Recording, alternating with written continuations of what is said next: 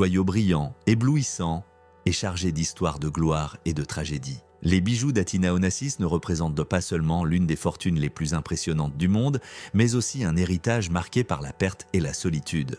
Derrière chaque diamant, derrière chaque pièce vendue lors de ventes aux enchères de millionnaires, se cache le poids d'un nom de famille qui semble porter en lui une malédiction. Aujourd'hui, nous découvrirons les pièces les plus emblématiques de sa collection.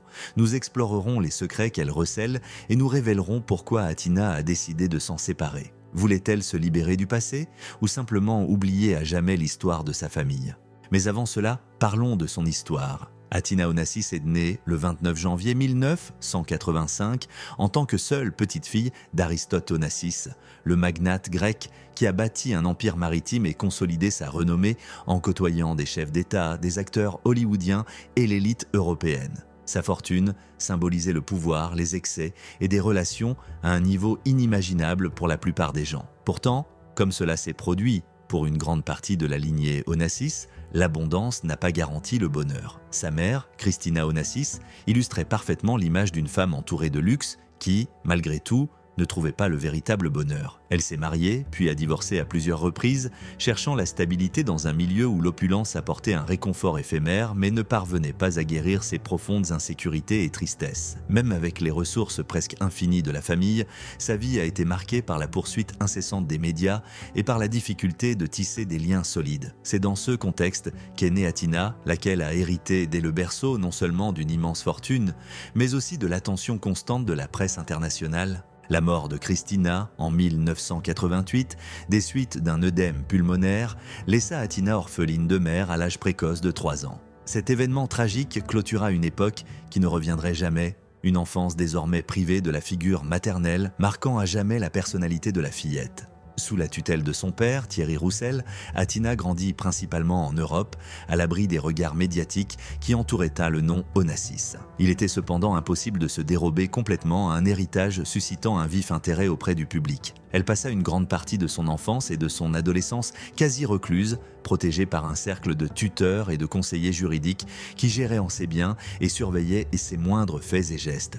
Dès son plus jeune âge, les rumeurs au sujet de son héritage et de la manière dont il était administré firent souvent la une des journaux à scandale. Bien qu'elle accordât très peu d'interviews, chaque sortie en famille ou apparition publique donnait lieu à des titres spéculant sur son avenir et comparant son destin à celui de sa mère. À l'écart d'une société pour qui son nom était synonyme de fortune et de malheur, Atina trouva dans l'équitation un refuge inattendu, mais essentiel. Elle commença à monter à cheval avec passion, et cet exercice, qui pour beaucoup n'est qu'un simple passe-temps, se transforma en une vocation débordante. Elle participa rapidement à des compétitions équestres internationales, faisant preuve d'une détermination et d'une discipline qui surprenaient ceux qui ne la voyaient que comme l'héritière d'un nom légendaire. Là-bas, sur la piste, elle pouvait être elle-même, loin des regards scrutateurs braqués sur sa fortune et de l'ombre permanente que projetait son histoire familiale. Son amour pour l'équitation la conduisit à fréquenter le milieu sportif équestre, à voyager en permanence et à partager sa passion avec des personnes qui la comprenaient au-delà de son arbre généalogique.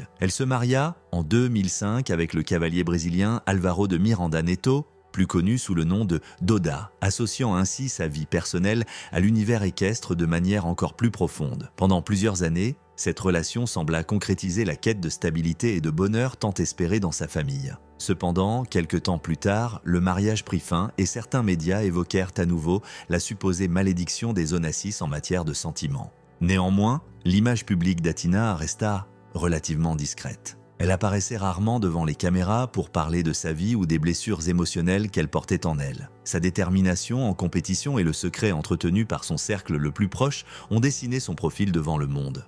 Un profil qui, bien sûr, ne pouvait échapper aux constantes références à l'immense fortune qui lui revenait en tant que dernière descendante directe d'Aristote Onassis. Parmi tous les biens qu'elle a hérités, un volet intriguait particulièrement l'opinion publique: les bijoux de la famille Onassis.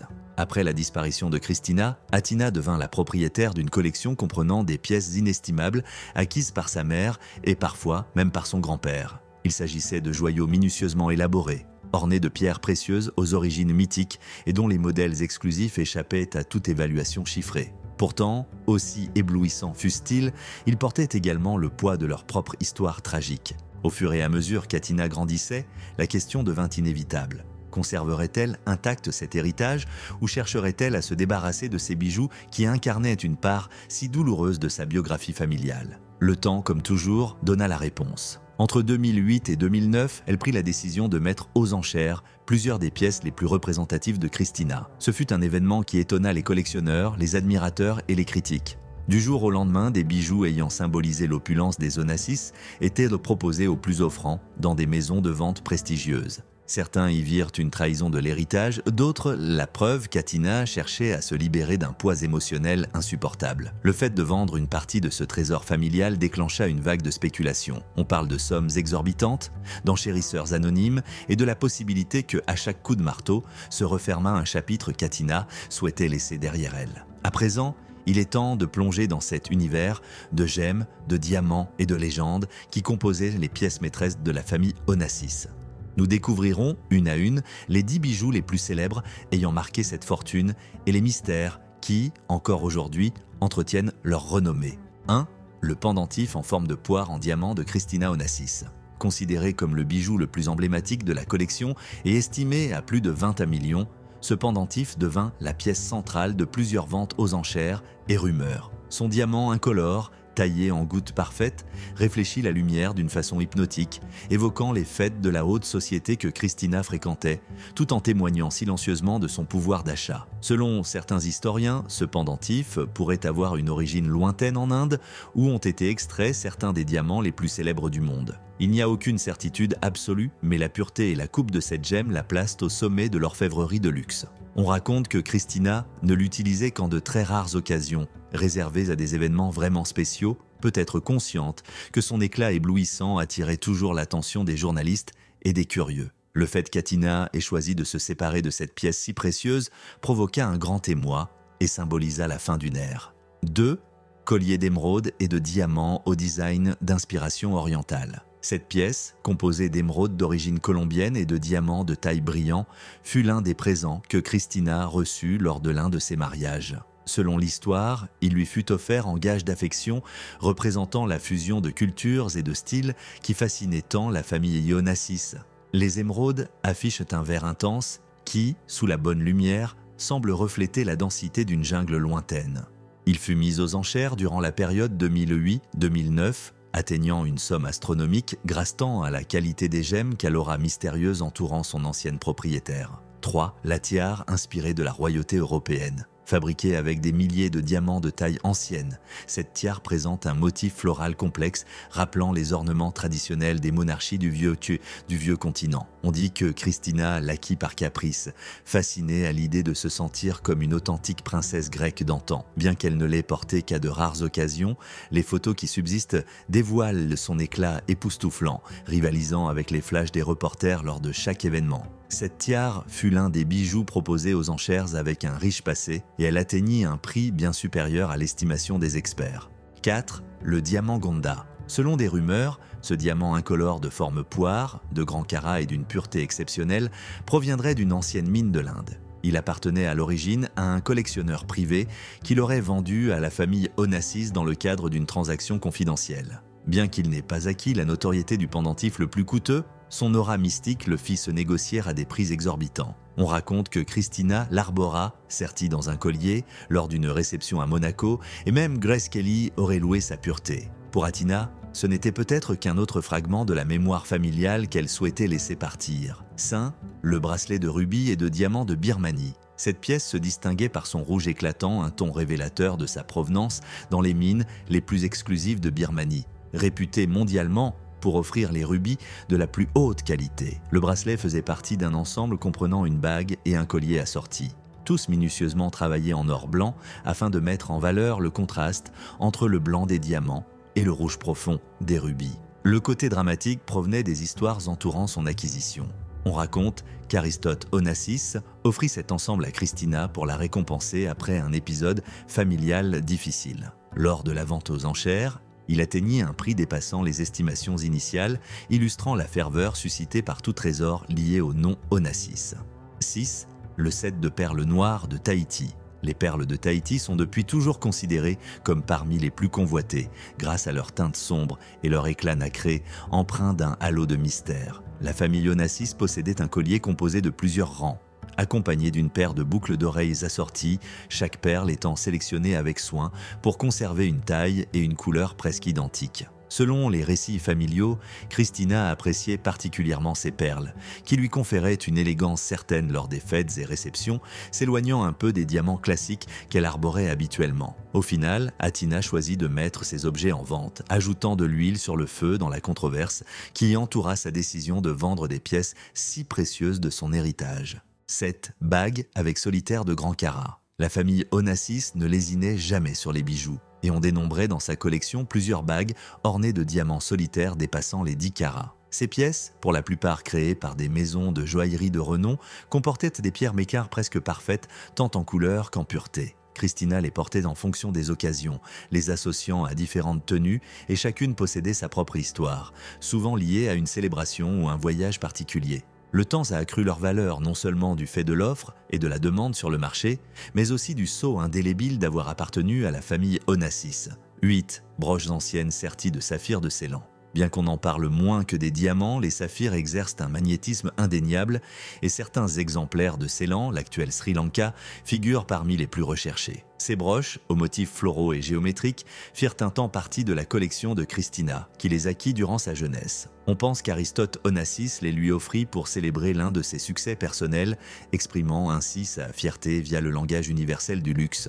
Des décennies plus tard, Athina décida de les inclure dans le lot de bijoux mis aux enchères, suscitant l'enthousiasme de spécialistes et de collectionneurs, ravis de l'opportunité de posséder un joyau si chargé d'histoire familiale. 9 la montre en diamant avec signature exclusive. Certaines sources rapportent que cette montre fut conçue à la demande de Christina pour un événement très sélect, au cours duquel chaque invité portait un accessoire spécifique reflétant son statut social. Presque entièrement réalisée en platine et diamant blanc, elle renfermait un mécanisme sophistiqué qui en faisait à la fois un joyau de beauté et de précision. Après la mort de Christina, la montre passa entre les mains d'Athina, qui la conserva jusqu'aux enchères de la fin des années 2000. Les rumeurs indiquent qu'elle se vendit à un prix bien supérieur aux estimations initiales, en partie grâce à la maison de joaillerie qui l'avait conçue et à l'aura entourant l'objet. 10 le set de boucles d'oreilles et colliers en émeraude taillées en cabochon. Ces émeraudes, réputées pour leur intensité et leur taille inhabituelle, avaient été acquises directement auprès d'un marchand d'Amérique du Sud où se trouvent certaines des mines d'émeraudes les plus riches du monde. Christina les fit monter sur un design simple mais élégant, mettant la pierre en avant plutôt que le métal. Le résultat fut un ensemble boucles d'oreilles et colliers qui, lorsqu'ils étaient éclairés, évoquaient le vert d'une forêt tropicale. On dit que c'était l'un de ses favoris car il lui conférait une élégance naturelle sans verser dans l'excès d'ornement. Malgré tout, il fit partie des bijoux proposés aux plus offrants durant les années où Athina exécuta son projet de se défaire d'une grande partie de l'héritage matériel. Des pièces comme celle-ci, et bien d'autres, moins connues, composaient l'héritage somptueux d'Athina. Cependant, au-delà de la valeur matérielle, ce qui retient l'attention est la volonté dont elle fit preuve en rompant avec ce passé à travers les ventes aux enchères de 2008 et 2009. Beaucoup furent surpris de constater que tous les bijoux n'étaient pas mis en vente, certains sont toujours en sa possession, renfermant peut-être des secrets qu'Athina n'est pas prête à dévoiler ou arborant une signification sentimentale dont l'histoire ne nous a pas fait part. Mais la majeure partie de la collection a changé de propriétaire, laissant aux acheteurs la tâche de préserver ou peut-être d'exhiber un fragment de la légende Onassis. La question qui se pose est de savoir pourquoi Athina a pris une telle décision. Sentait-elle que ces bijoux constituaient un boulet, la ramenant à une période de tristesse et de pertes irréparables, ou était-ce une façon de tracer sa propre route, affranchie du nom de famille et des souvenirs douloureux qui l'accompagnaient? Certains l'ont accusée de déshonorer la mémoire d'Aristote et de Christina en vendant sans ménagement des reliques précieusement conservées. D'autres ont défendu son droit de se séparer de biens qui, en fin de compte, représentaient aussi le fardeau émotionnel subi par les Onassis des décennies durant. Si vous avez aimé cette histoire mêlant richesse, tragédie et décisions audacieuses, n'oubliez pas de nous apporter votre soutien avec un « j'aime » et de vous abonner à cette chaîne. Votre présence nous aide à continuer de dévoiler ces récits palpitants qui vibrent derrière les légendes les plus fascinantes du monde.